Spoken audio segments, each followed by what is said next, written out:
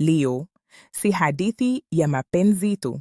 Ni hadithi ya siri, maumivu ya familia na vita ya mwisho kuokoa ndoto inayoitwa Kumkum Bhagya Hall.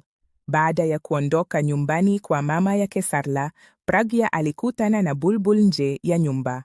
Kwa mshangao akamuuliza, kwa nini unanificha ukweli? Bulbul akainamisha kichwa na kusema kwa sauti ya huzuni, mama aliniomba nifanye hivyo, sitaki kumuumiza tena. Pragya akavuta pumzi ndefu. Na kuelewa, lakini angalau ungenipa ishara. Akamshika mkono na kusema kwa uamuzi, twende ofisi ya manispaa, lazima tujue ukweli kuhusu ukumbi wetu wa ndoa. Lakini Bulbul akatikisa kichwa.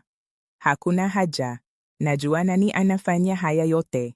Akamkumbusha Pragya kuhusu yule mkandarasi aliyewahi kumlazimisha amue. Sasa anatulipizia kisasi. Anajaribu kuharibu maisha yetu. Kisha akasimulia jinsi Purab alivyomwokoa kutoka kwa unyanyasaji wake. Macho ya Pragya yakajaa machozi. Akamkumbatia dada yake kwa nguvu. Uko salama sasa, hilo ndilo muhimu. Purvi akaongeza kwa matumaini. Pragya, tafadhali mombe Abhi atusaidie. Yeye ni mtu mashuhuri. Watu watamsikiliza. Pragya akanyamaza kwa sekunde, kisha akasema, sawa, nitazungumza naye. Nyumbani kwa Abhi. Dadi alimwambia mtumishi, usifanye kelele, Pragya amelala juu. Lakini ghafla Pragya akaingia. Dadi akashangaa. Umetoka wapi usiku huu? Na peke yako? Abhi yuko wapi? Pragya akatoa udhuru, akisema alikwenda kumuona mama yake tu, lakini Alia, akiwa na hasira, alimkabili Abhi. Kwa nini hukumuadhibu Purab na Bulbul? Nitawashughulikia mwenyewe. Hali ya nyumba ikawa ya mvutano. Muda mfupi baadaye, Abhi alimwona Pragya akizungumza na dadi, lakini akaelewa vibaya, akidhani anamchafua Tanu. Hasira zikamjaa. Aliporudi chumbani, alimvuta Pragya kwa mkono, wakagombana tena kuhusu Tanu. Hatimaye Pragya, kwa sauti iliyovunjika, akasema, ukumbi wetu unavunjwa. Tafadhali tusaidie mara ya mwisho, nitaishi mbali nawe, sitakusumbua. Lakini Abhi alitabasamu kwa kejeli.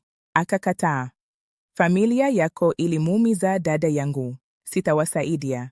Akaondoka, akimwacha Pragya akilia peke yake. Lakini Pragya hakukata tamaa. Alifika ukumbini. Kulikuwa na maandalizi ya harusi ya mwisho kabisa.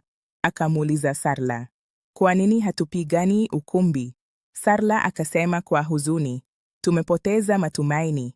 Wacha harusi hii iwe kumbukumbu ya mwisho. Pragya akaanza kusaidia maandalizi. Lakini ghafla wakagundua kuwa bwana harusi ni yule yule aliyewahi kumdharau Pragya. Mama yake akamkejeli. Hukumfaa mwanangu, sasa anaolewa katika familia kubwa.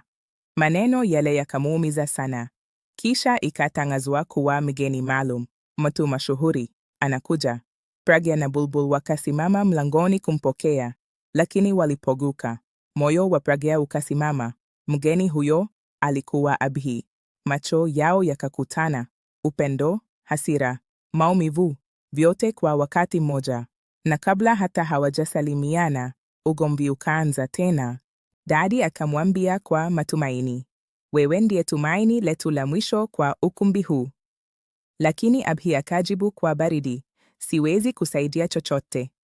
Je, Pragya ataweza kuokoa Kumkum Bhagya Hall bila msaada wa Abhi? Au kiburi cha Abhi kitaharibu kila kitu milele? Naje, mapenzi yao yataishi?